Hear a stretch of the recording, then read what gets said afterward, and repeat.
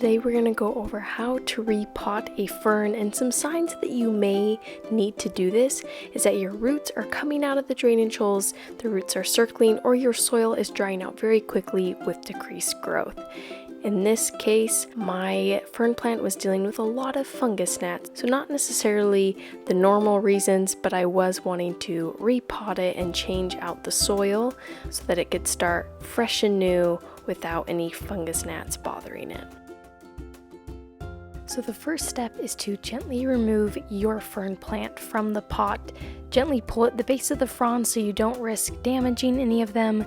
I will be talking about what these little grape-sized nodules are in just a little bit, but don't worry, they're normal.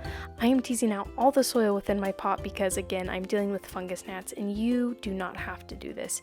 You can keep the bulk majority of the soil within your fern plant if you are just repotting this like normal. Also, while you're doing this, it's best to check the health of your roots. If they are black and mushy, that could be a sign of root rot, and if they are white and firm, those are healthy roots.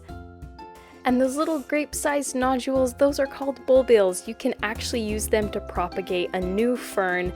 They're kind of like little growth nodules that store up water for the fern and help them survive in drought conditions. So if a few fall off, don't worry, go ahead and try propagating them.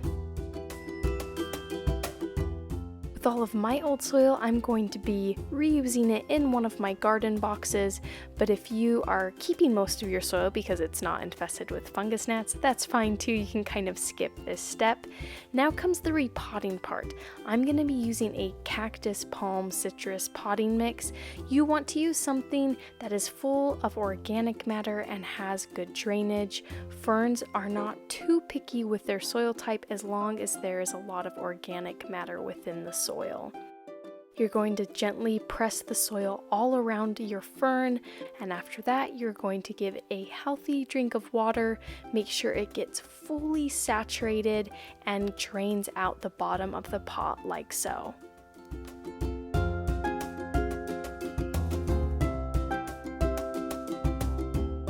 And really, that is it. That is how you repot a fern. You probably won't need to repot it for another year or two. Just watch for those signs that I mentioned at the beginning.